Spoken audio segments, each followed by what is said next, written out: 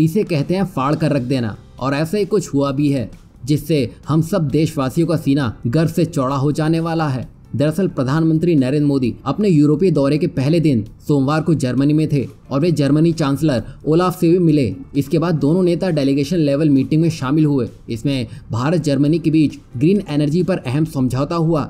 Germany दौरे पर भी सबको इस बात का इंतजार था कि यूक्रेन रूस जंग को लेकर प्रधानमंत्री नरेंद्र मोदी क्या बोलेंगे। देर शाम इस बात से भी पर्दा उठ गया। प्रधानमंत्री नरेंद्र मोदी ने डेलीगेशन लेवल मीटिंग खत्म होने के बाद अपनी स्पीच में यूक्रेन रूस का जंग का जिक्र किया। पीएम मोदी ने कहा, यूक्रेन के संकट के आरंभ से ही हमने तुरंत युद्ध विराम का आह्वान किया और इस बात पर जोर दिया कि विवाद को सुलझाने के लिए बातचीत ही एकमात्र उपाय है। हमारा मानना है कि इस युद्ध में कोई विजय पार्टी नहीं होगी, सभी को नुकसान होगा, इसलिए हम शांति के पक्ष में हैं। यानी कि यहाँ भारत ने ऐसी बात बोल दी जिससे जो देश भारत के स्टैंड को लेकर सवाल उठा रहे थे वो अब भारत के साथ खड़े दिखाई देंगे। मोदी ने ये भी कहा कि पोस्ट कोविड काल में भारत अन्य बड़ी अर्थव्यवस्थाओं के मुकाबले सबसे तेज ग्रोथ कर रहा है। हमें विश्वास है कि भारत वैश्विक रिकवरी का महत्वपूर्ण स्तंभ बनेगा। हाल ही में हमने बहुत कम समय में यूएई तथा ऑस्ट्रेलिया के साथ व्यापार समझौते पर हस्ताक्षर किए हैं। बता दें कि आईजीसी मीटिंग में दोनों देशों की साझेदारी को नई दिशा मिलेगी।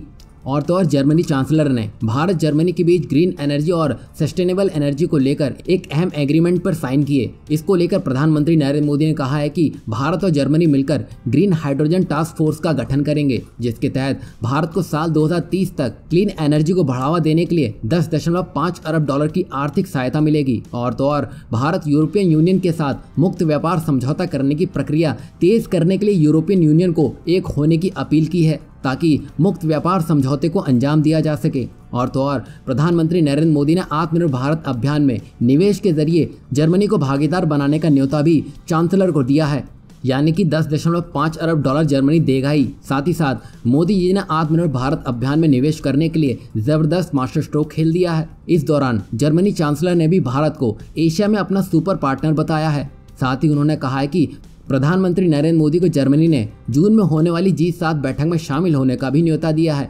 और मोदी का जादू जर्मनी चांसलर पर ऐसा दिखा कि उन्होंने कहा कि दुनिया तभी विकसित हो सकती है जब हम ये स्पष्ट कर देंगे कि दुनिया ताकतवर देशों के इशारों पर नहीं बल्कि भविष्य के रिश्तों पर ही चलेगी।